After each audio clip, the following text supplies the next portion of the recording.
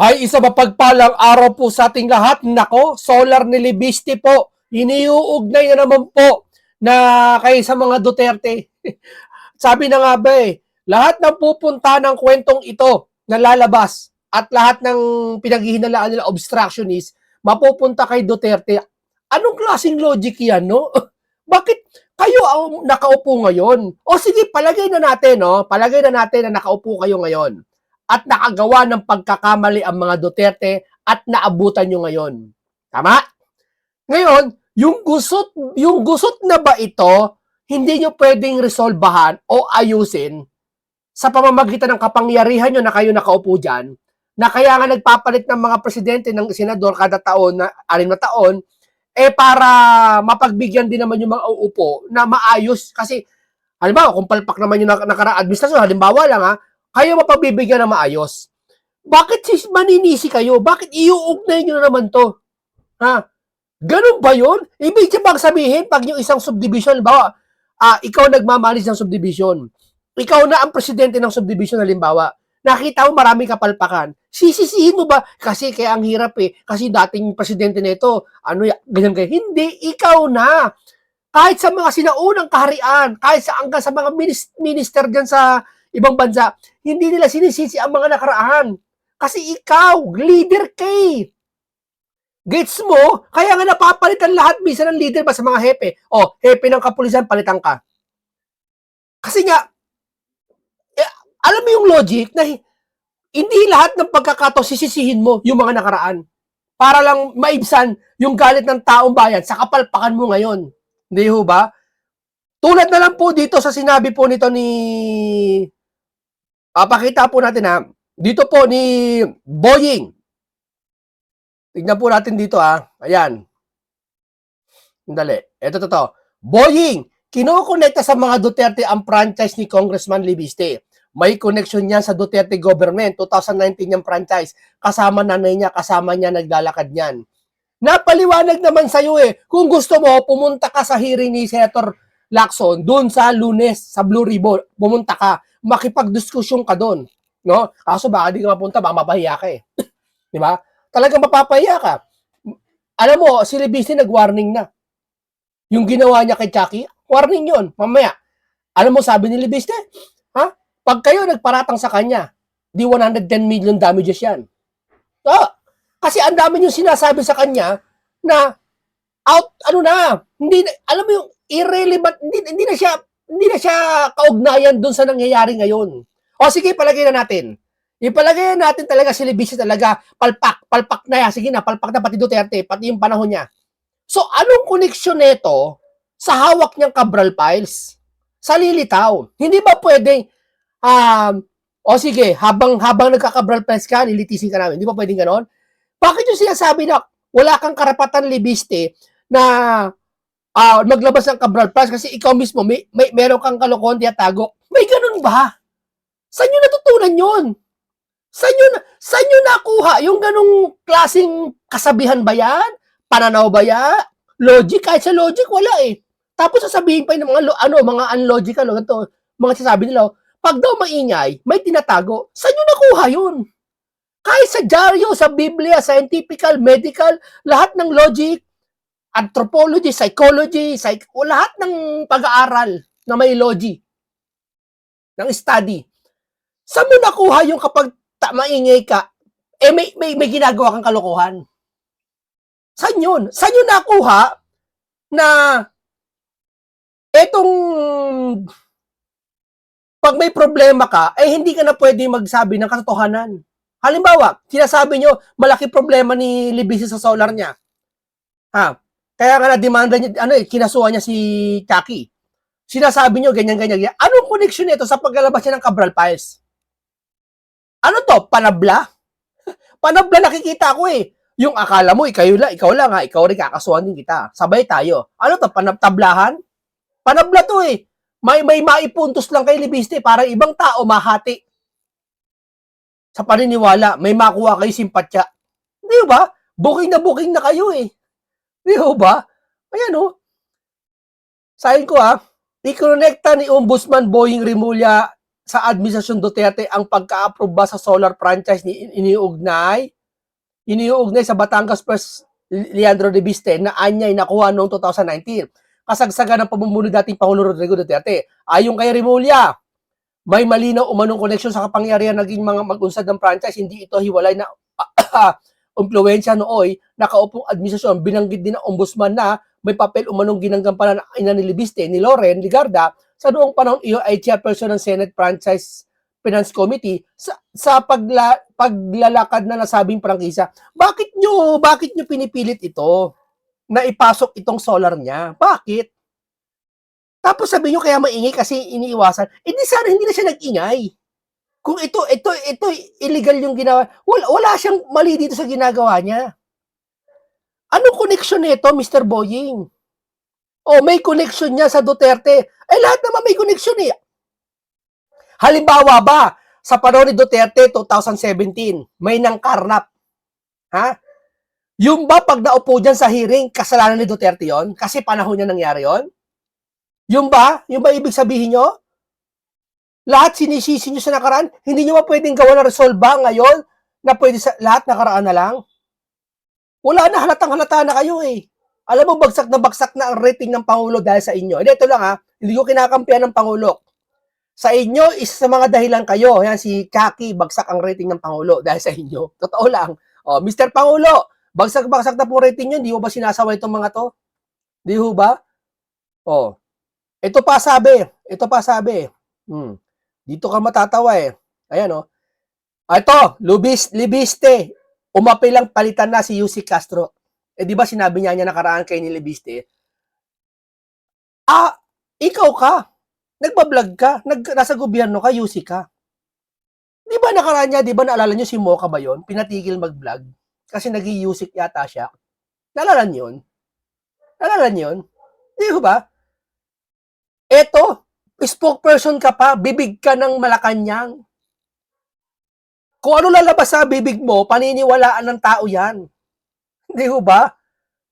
Ngayon, hindi ko alam para sa mga nanais na ating gobyerno ay makakuha ng tiwala sa taong bayan, dapat siguro palitan na si Yusik Claire bilang Yusik, lalo-lalo na dahil siya ay may kaso. Di ba? At natuwa ako sa sinabi nito, nag-comment sa akin. Ito hindi sa akin galing to Basahin natin may magkakaroon kayo ng idea dito. Ewan ko kung tama to kayo mamaswa. Hindi nyo nakukuha ang laro ni Auntie Claire. Talak ng talak kay BP Inday para masira ang administrasyon. Dahil dilawan niyan si Auntie Claire. Naglalaro sa dalawang ilog. Kita nyo ngayon, naghahabol ang dalawang mataas na opisyal na ating bansa kung sino ang unang ma-impeach. Ang mga dilawan o ang komunista naghihiwalay at sila ay nakinabang sa laro ni Auntie Claire. Kayo humatol mga kaibigan. Kung totoo sinasabi nito.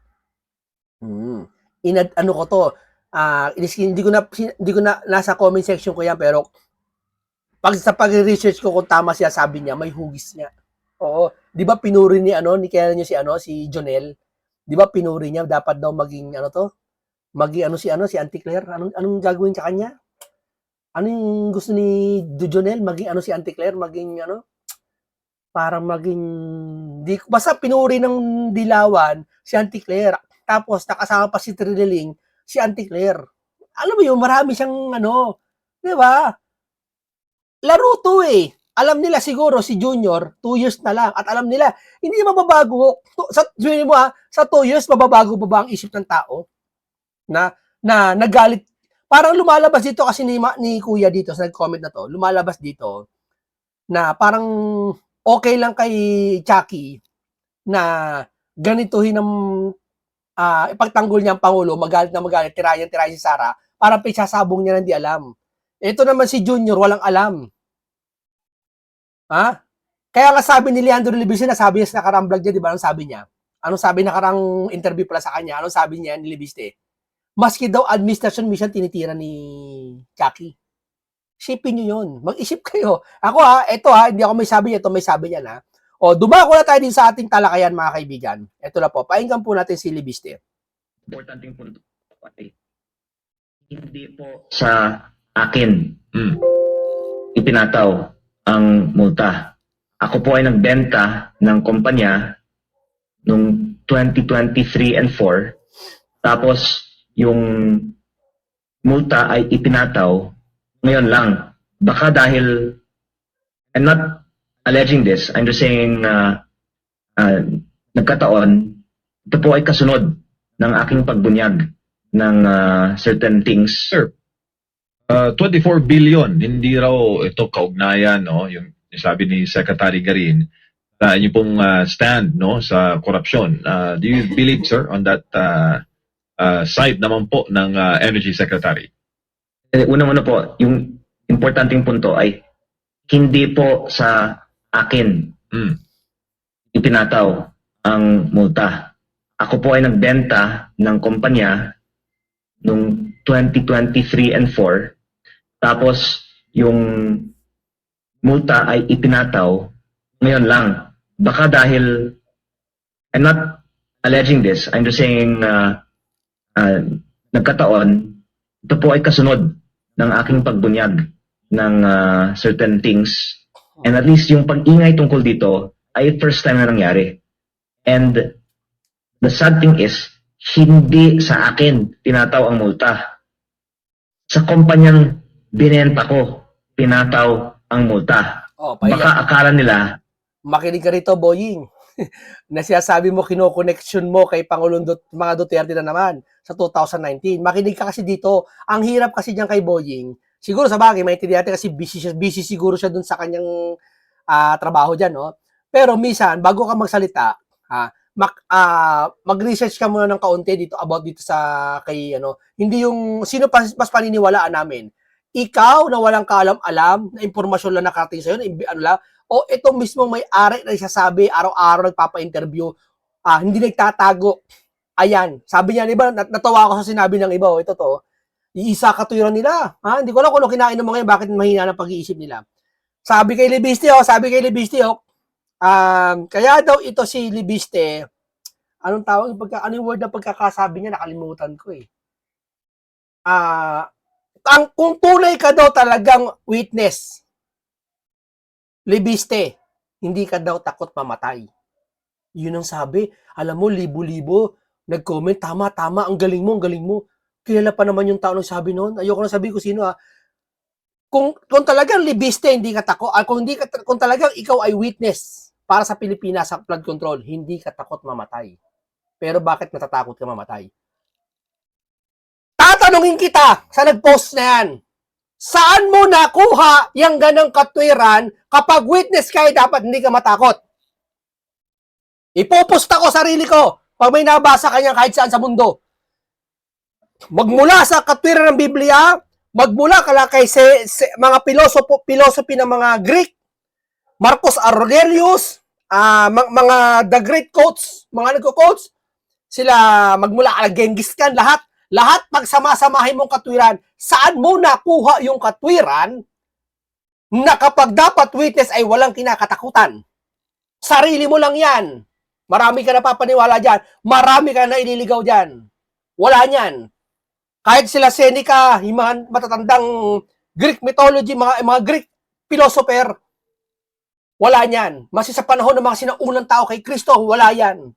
Hindi mo mababasa yan ganyan. Kapag witness ka, kailangan matapang ka. Walang ganyan. Wala din yung sinasabi nyo na kaya pala nagnangak-ngak kasi may tinatago. Parang ganun din yon. Wala nun. Walang ganung katwiran. Logic yon.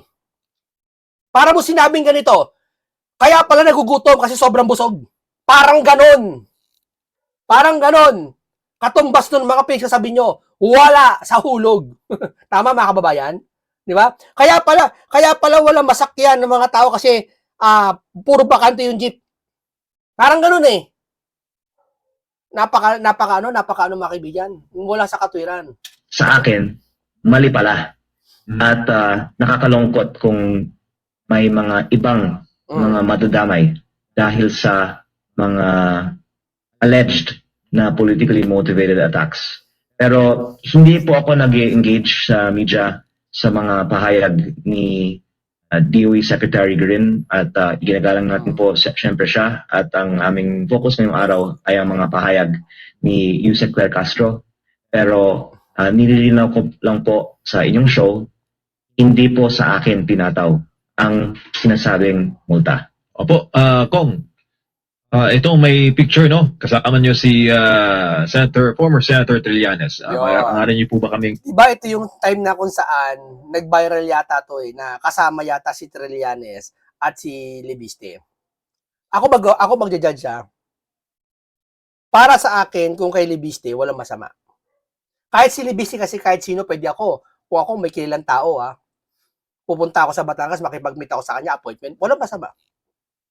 Kahit sinong leader sa Pilipinas o sino man, pwede makipag-meet sa kanya, walang masama. Ewan ko lang kay Trillanes. Kung anong kahulugan niya, ba't minute niya si Libiste. Hindi ko alam kung nanliligaw siya kay Libiste para sa susunod na eleksyon. Hindi ko alam. Kasi malakas tumamang ito si Libiste. Napakalakas nito ngayon. mabigyan ng context? Ito kung saan siya sabi niya Duterte daw, iniugnay si Duterte. Nakakita lang sila doon sa, mga kaibigan, nakakita lang sila ng litrato. Siyempre, aasahan mo, pag ang isang politiko at politiko yung kausap, lalo na presidente ka ng Pilipinas, aasahan mo talaga yung mga ganitong picture. Presidente ka eh. Halimbawa ba, ngayon si Isko Moreno, di ba, sa si BBM, marami silang picture sa Maynila. Tama? Tama, mali. Kapag ba, pagdating ng 2028, nilabanan ni BBM nilabanan ni Isko si kalyado ni BBM, pwede mo bang gamitin yung picture na yun? Kakampi mo yan, BBM ka, Yorme, BBM ka, Yorme. BBM na kagad si Yorme? Tanungin ko kayo, eto, DDS na ba to? Porket nakita nyo gumanon silang dalawa? Nakaganon silang dalawa yung sign ng peace ni Duterte. Duterte na ba si Libiste na ito? Etong nasa likod niya, sino ba to? Ito, si Ligarda. Ito, sumama sa kay BBM ngayon to. Ay, kay Duterte to. Magkakasama sila. Yan ba ay Duterte na rin to mga to? Ganyan ba kayo mag-isip? Ako, sample ako. Marami akong, may mga kilala din ako, marami nagpapapicture sa akin. Someday ba, pag yung mga nagpapicture sa akin, nagkasala, nagkaroon ng krimen, tapos, nagpost sa Facebook na ako'y kasama sa picture, pwede yung bang sabihin, kasabot si munting kaalaman nito? Ganun ba yun ang kayo mag-isip? Ganun ba? Saan nyo na naman kinuha yan? Minsan, tandaan niya, bibigyan ko kayo ng guide sa buhay. Kapag kayo maghahatol sa isang bagay o pupuna, kailangan may batayan. Tandaan nyo yan. May pagbabatayan kayo. Higit sa lahat, dapat scientifical, medical, philosophy, psychological, spiritual, biblical, lahat. May pagbabatayan kayo. Hindi yung sarili nyo ng haka. Maililigaw kayo ng sarili nyo. Yan ang sabihin ko sa inyo. Di ba? Paano kayo Saka, anong masama kung Duterte siya o BBM siya? Anong masama? Anong kinalaman nun sa Cabral Files na ilalabas niya? Kontrolado niya ba yung Cabral Files? Siya ba gumawa nun? Siya ba si Jose Catalina Cabral? Siya si Libiste. Hindi siya si Catalina Cabral. Ang gumawa nun at ang nagpormula nun, si Catalina. Hindi si Libiste. Paano po nabuo yung meeting na yon at ilang detalye siguro Kong nang inyo po napag-usapan? Actually, marami naman po akong mga mini-meeting galing sa iba't ibang mga sektor. At kadalasan, yung mga kaibigan po ng aking ina ay aking mini-meet. At syempre ang aking ina ay may malawak na network sa iba't ibang mga sektor. At in general, humihingi po ako ng payo sa mga nakaranas ng mga hirap tulad ng mga dinadanasan ko ngayon. At by the way, ang isang similarity sa mga iba't ibang mga kinakausap ko minsan ay sila po in their own way in the past have fought against corruption. Although of course we differ with each other in everyone's case on certain issues, those who in the past have fought against corruption have also been silenced by governments in their time, and many have been imprisoned. Again, there are people on the left, the middle, and the right who have been imprisoned for their political beliefs. At ito po ay isa sa mga tinatalakay ko kapag ako po ay humihingi din ng payo sa mga Kaibigan na ibang niya. mga kaibigan ng aking ina. Pero Ayun. sir, yung Oh, eto ba mamas boy? Ha? Ang isang taong nagmamahal sa kanyang ina, hindi mo matatawag na mamas boy yun. Dahil bihira na ngayon sa isang anak ang sinusunod ang magulang niya. Tatandaan niyo yan. Real talk yan. Yan na may pagbabatayan. Anong batayan ko? Biblia. Hindi lang Biblia. Ha? Sa sitwasyon ngayon, tatanong ka lang, bihira sa isang anak sa panahon ngayon, ha? Hindi panahon dati, ha? Na ang isang anak ay todo na kung mag-alala sa isang magulang. Although marami pa rin, pero karamihan talaga, wala. Kaya yung ibang bagay, yung ibang nakakakita sa kanya, nagugulat, ay mamasbo yan. Hindi. Kasi ang ina niya magaling. Nanay niya magaling. Naging senador, naging journalist, maraming experience sa buhay, yumaman, nagpayaman. So, ibig sabihin, magaling. Kapag magaling kang tao, ha, hindi ka gagaling, hindi ka uunlad, hindi papapaganda buhay mo, hindi ka magkakaroon ng malulusog na anak at magandang buhay, mga pamamahay, kung hindi ka marunong pumili na makakasama mo sa buhay at makakaibigan mo. Tama? So, kapag nanay ni Libisi Siligarda, si Loren, nakakapili siya kung sino yung dapat kausapin, kung sino yung dapat para sa anak niya, kung sino yung dapat. Sinabi niya, kaibigan ng nanay niya, kung sino, hindi ko alam, hindi naman nirekta kung kaibigan niya si Trillanes, na nanay niya, o kaibigan ni Boying, si nanay niya. Di ba? So, ibig sabihin, sinusunod niya nanay niya. Yan ang hirap kasi sa inyo, yung mga ibang blasher dyan hindi nyo sinusunod ang magulang nyo. Kasi, yung pinaghahari nyo sa puso nyo, yung sarili nyong pananaw. Di ba? Yan ang masama sa mga Gen Z ngayon, makinig kayo. Huwag kayong tutulad sa mga katulad ng mga yan. Makinig kayo sa magulang nyo. Facebook, Bigyan ko kayo example sa pakikinig sa magulang. Ito, sample lang, commercial lang konti, commercial tayo konti. Ha? Sabi ng doktor sa'yo, anong sabi ng doktor sa'yo?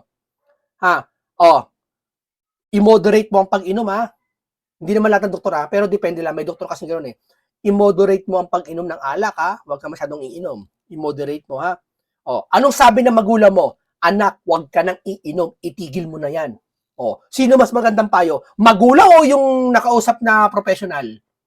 Parehas maganda. Pero, ano mas higit? Yung magulang. Doon sa doktor, moderate lang ang sabi. Sa magulang, ipatigil mo na inom. Huwag ka na lalabas, ha? Tigil mo na yan. Tumigil ka na kumain ng mga chichirya, mga junk food. Pero sabi ng professional, moderate mo lang. O sino mas mahalaga? Kaya magulang. Kaya totoo siya, kinukunin ko kay Libiste, magulang niya, mahusay, kaya sinusunod ni Libiste. Kaya, po ninyo, no? magaling kasi si Loren.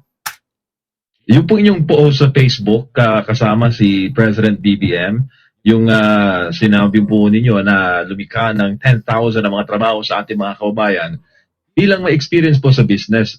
Actually, we're courting for investors, Congressman, na mag-invest sa Pilipinas. Ano tingin nyo, sir, na mismong lokal na investment ay ginaganito po sa kasalukuyang administrasyon wherein parehas tayong nangihikayat ng mga negosyante abroad na maglagak po ng papuhunan sa Pilipinas. Grabe po talaga ang epekto sa mga investors ng mga pangyayari tulad nito at baka hindi coincidence na kasabay nitong mga pangyayari ngayong linggo, naging record low ang peso to dollar ng 59 to almost 50 centavos to 1. At ang foreign direct investment ay nasa post-COVID low. Uulitin ko po, yung project ko sa Nueva Ecija na groundbreak ni PBBM, ang pinakamalaking foreign investment sa buong bansa sa taong 2025. At nahihiya po ako, to be honest, sa mga nagtiwala sa ating bansa at nagpasok ng kanilang pera para may sakatuparan ang magandang proyektong ito dahil biglang nadamay ang kanilang investment sa mga vlog ng ating administration USEC. Administration Yusek, kakablog niya, di ba, nasira si BBM. Saka si Libiste. At Dito to lang, ha? Kayo mga BBM, makinig kayo, ha? Kayo mga BBM loyalist, ha? Pansinin nyo minsan kung ano yung nakakasira sa inyo. Tanggapin nyo. Huwag kayo puro, mga DDS kayo. Hindi. Tandaan nyo, ha? Hindi lahat ng oras tama kayo. Ganon din ako. Ganon din tayong lahat. Hindi lahat ng pagkakataon tama tayo. sa ating ginagawa, sa ating sinasabi. Tandaan nyo yan.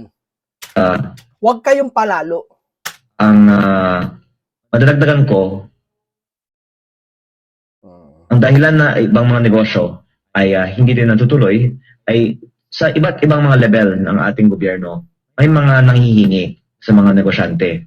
At in fairness naman sa Pilipinas, sa buong mundo, ito ay di umano ay nangyayari.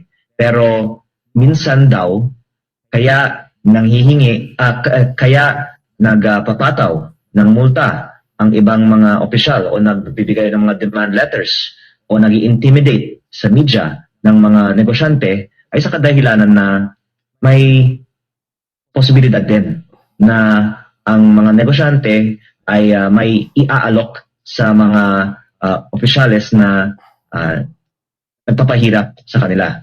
I'm not implying anything about anyone in this situation, and I am saying this very delicately, and only in this instance have I said this, but I think that at least there is a perception that when the any government arm is speaking very publicly against any private business, that iisipin ng iba kahit na walang ganitong nangyayari na baka may financial reason na yung mga nagsasalita ay nagdidi umano'y shake down sa mga investors na ito.